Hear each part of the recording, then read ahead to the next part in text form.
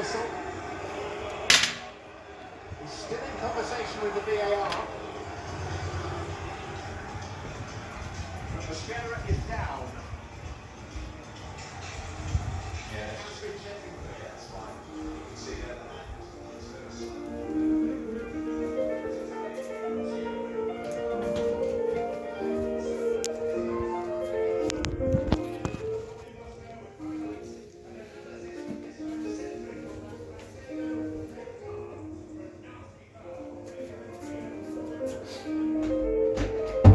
The UFO Menace.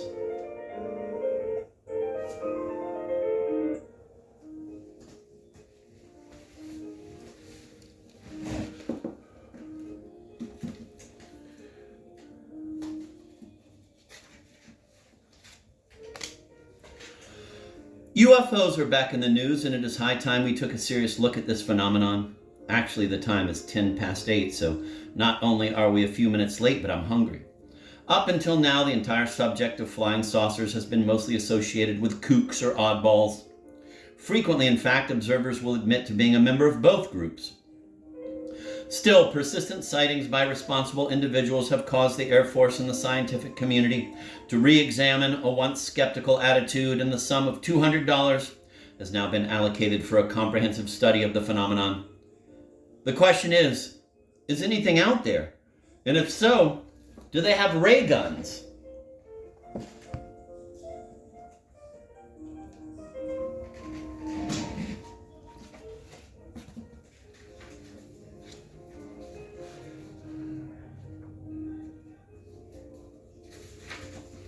All UFOs may not prove to be of extraterrestrial origin, but experts do agree that any glowing cigar-shaped aircraft capable of rising straight up at 12,000 miles per second would require the kind of maintenance and spark plugs available only on Pluto. If these objects are indeed from another planet, then the civilization that designed them must be millions of years more advanced than our own. Either that or they are very lucky. Professor Leon Specimen postulates a civilization in outer space that is more advanced by ours by approximately 15 minutes. This, he feels, gives them a great advantage over us, since they needn't rush to get to appointments.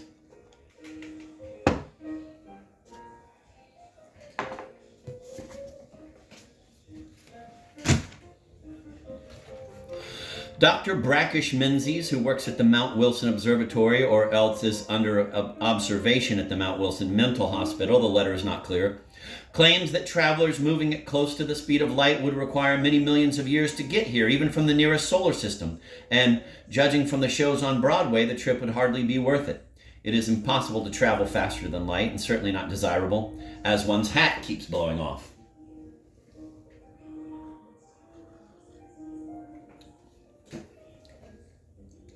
Interestingly, according to modern astronomers, space is finite. This is a very comforting thought, particularly for people who can never remember where they have left things. The key factor in thinking about the universe, however, is that it is expanding and will one day break apart and disappear. That is why, if the girl in the office down the hall has some good points, but perhaps not all the qualities you require, it's best to compromise. The most frequently asked question about the UFOs is, if saucers come from outer space, why have their pilots not attempted to make contact with us, instead of hovering mysteriously over deserted areas? My own theory is that for creatures from another solar system, hovering may be a socially acceptable mode of relating. It may indeed be pleasurable. I myself once hovered over an 18-year-old actress for 6 months and had the best time of my life. It should also be recalled that when we talk of life on other planets, we are frequently referring to amino acids, which are never very gregarious, even at parties.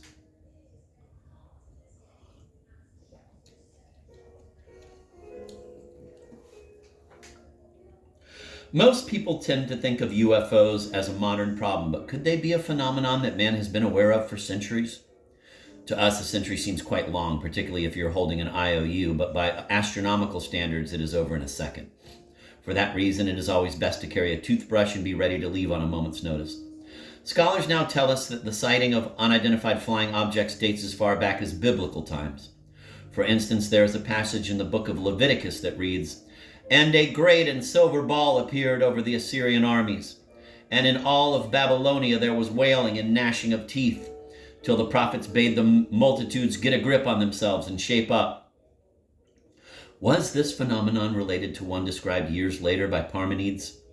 3 orange objects did appear suddenly in the heavens and did circle midtown Athens, hovering over the baths and causing several of our wisest philosophers to grab for towels.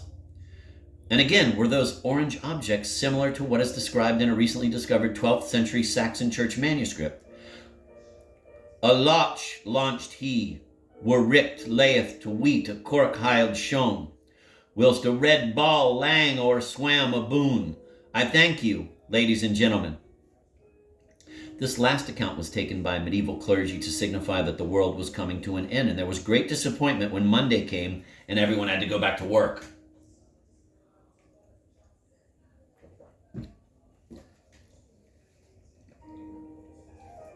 Finally, and most convincingly, in 1822, Goethe himself notes a strange celestial phenomenon. En route home from the Leipzig Anxiety Festival, he wrote, I was crossing a meadow when I chanced to look up and saw several fiery balls suddenly appear in the southern sky.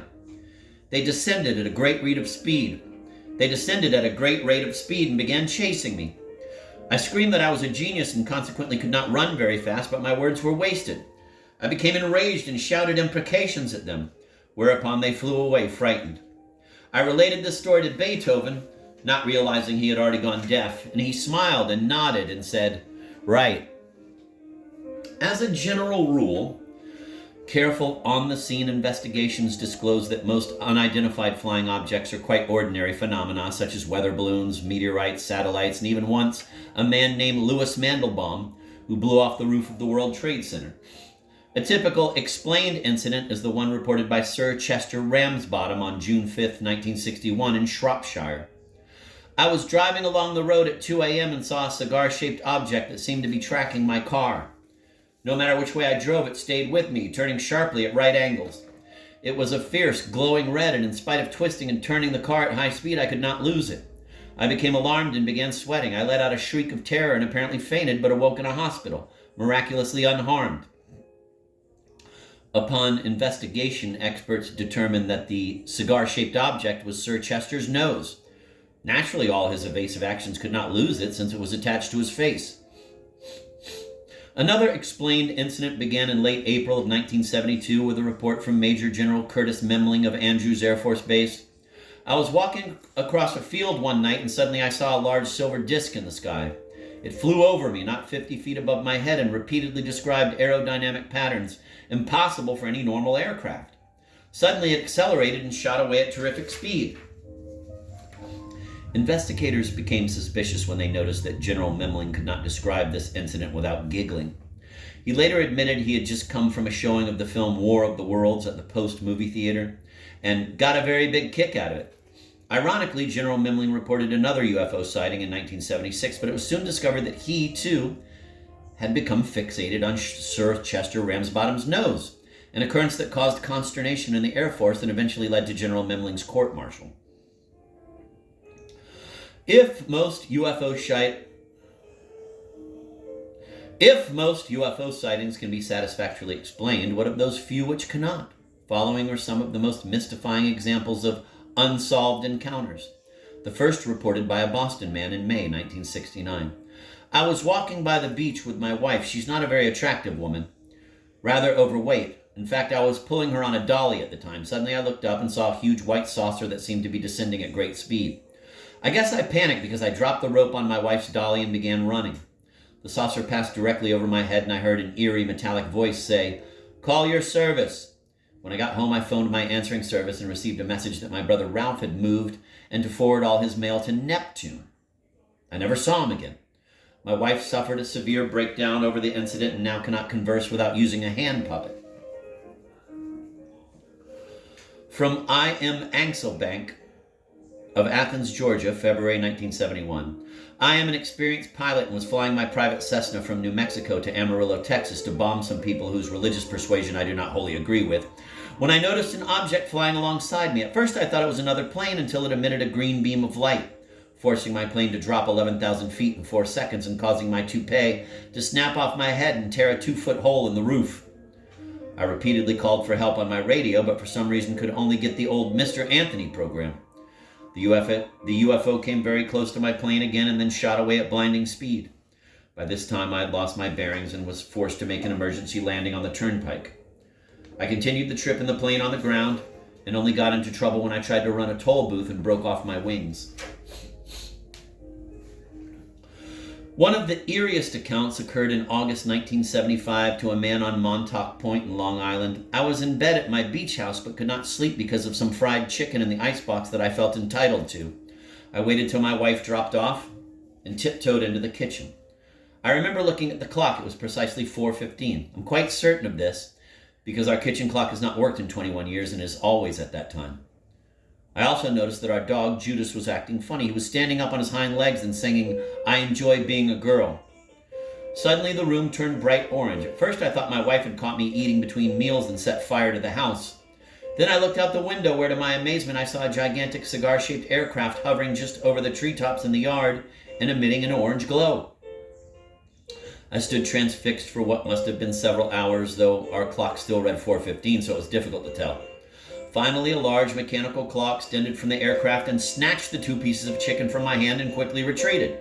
The machine then rose and, accelerating at great speed, vanished into the sky. When I reported the incident to the Air Force, they told me that what I had seen was a flock of birds. When I protested, Colonel Quincy Bascom personally promised that the Air Force would return the 2 pieces of chicken.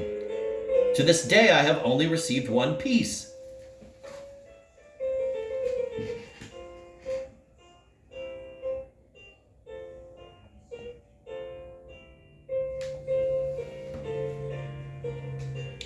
Finally, an account in January 1977 by 2 Louisiana factory workers. Roy and I was catfishing in the bog. I enjoy the bog, as does Roy. We was not drinking, although we had brought with us a gallon of methyl chloride, which we both favor with either a twist of lemon or a small onion. Anyways, at about midnight, we looked up and saw a bright yellow sphere descend into the bog.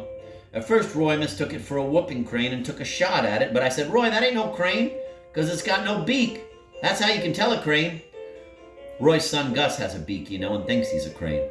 Anyways, all of a sudden this door slides open and several creatures emerge. These creatures look like little portable radios with teeth and short hair.